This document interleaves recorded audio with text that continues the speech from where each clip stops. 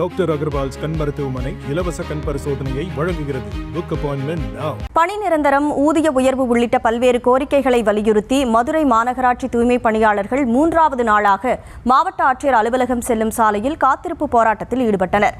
அதன் நேரலை காட்சிகளுடன் செய்தியாளர் பாலமுருகன் இணைப்பில் இருக்கிறார். அவரோடு பேசலாம். பாலமுருகன், வணக்கம். 3வது நாளாக இந்த போராட்டம் நடைபெற்றுக் கொண்டிருக்கிறது. ஏற்கனவே பேச்சுவார்த்தையும் நடத்தப்பட்டது. அடுத்ததாக என்ன மாதிரியான நடவடிக்கையில் என்ன மாதிரியான கோரிக்கைகளை இவங்க தரப்பிலிருந்து முன்வைக்க இருக்காங்க? அதிகாரிகள் தரப்பிலிருந்து இது தொடர்பாக என்னென்ன விவரங்கள்லாம் சொல்லப்படுது?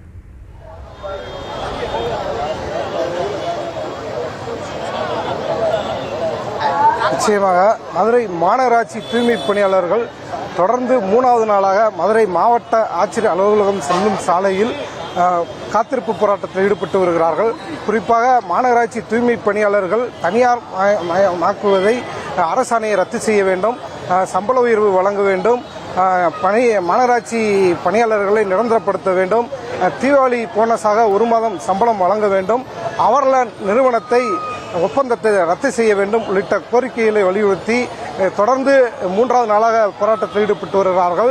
நேற்று 2வது நாட்களாக போராட்டம் நடைபெறும் பொழுது முத்தரப்பு பேச்சுவார்த்தைக்காக தற்காலிகமாக இந்த போராட்டம் கைவிடப்பட்டது.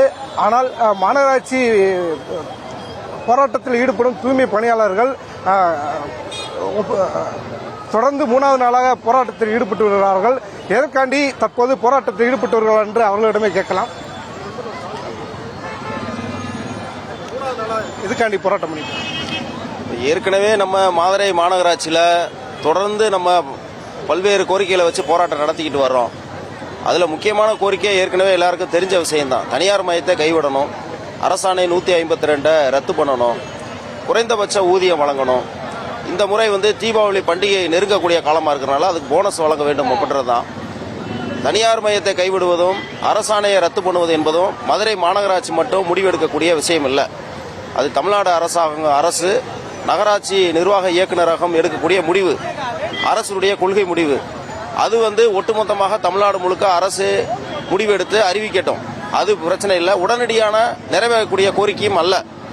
ஆனால் குறைந்தபட்ச ஊதியம் வழங்குவதோ அல்லது தீபாவளி பண்டிகை போனஸ் வழங்குவதோ மாநகராட்சி நிர்வாகம் சம்பந்தப்பட்ட விஷயம்.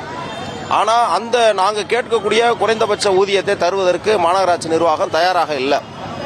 அப்போ இதில் நாங்கள் கேட்கக்கூடிய கோரிக்கைகளை ஏற்க மறுக்குவது மட்டுமல்ல, அவங்க கொஞ்சம் கூட அதில் எந்த வகையிலையும் இந்த பிரச்சனைக்கு தீர்வு காணக்கூடிய வகையில் அவங்களுடைய பேச்சுவார்த்தையோ அணுகுமுறையே இல்லை.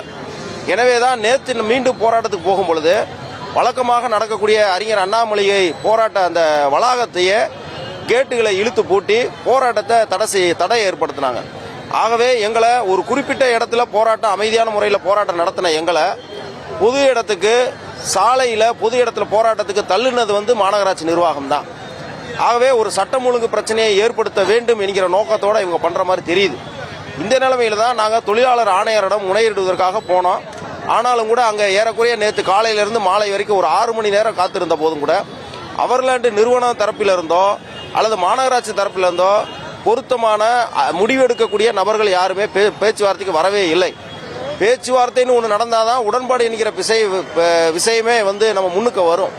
ஆனால் பேச்சுவார்த்தையே நடக்கவில்லை என்னும் பொழுது ஏற்கனவே இந்த பிரச்சனையில் நிர்வாகமும் அவர்லாண்டு நிறுவனமும் எவ்வளவு அலட்சியமாக புறக்கணிக்கிறாங்கன்றதுக்கு இது ஒரு உதாரணம்.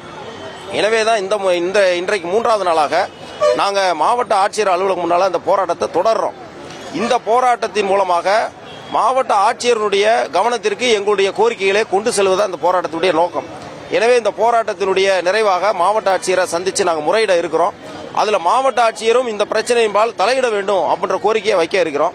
இது போக துப்புரவு பணியாளர்களுக்கு மாதம் ஒரு முறை குறைதீர் கூட்டத்தை நடத்த வேண்டும் அப்படின்ற கோரிக்கையும் மாவட்ட ஆட்சியரிடம் வைக்க இருக்கிறோம் அப்படின்றதான்.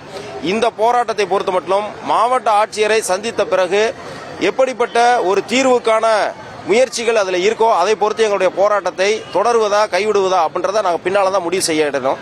இதற்கு இடையில நம்ம சொல்ல வேண்டிய விஷயம் என்னன்னு கேட்டிங்கன்னா, இந்த 3 நாள் போராட்டத்தில் நிர்வாகம் ஒத்துழைப்பு கொடுக்கல, பிரச்சனைக்கு தீர்வு காண விரும்பலை. இன்னொரு பக்கம் என்ன பண்ணுறாங்கன்னா, தொழிலாளிகளை வேலையை விட்டு நாங்கள் நிப்பாட்டிடுவோம், நீங்கள் போராட்டத்துக்கு போனீங்கன்னா நாளைக்கு நீங்கள் வேலைக்கு வரக்கூடாது என்று இன்றைக்கு மாநகராட்சி தரப்புலையும் அவர்லாண்டு நிறுவன தரப்புலையும் எல்லா தொழிலாளிகளுக்கும் வாய்ஸ் மெசேஜும் போட்டிருக்காங்க, SMS போட்டிருக்காங்க.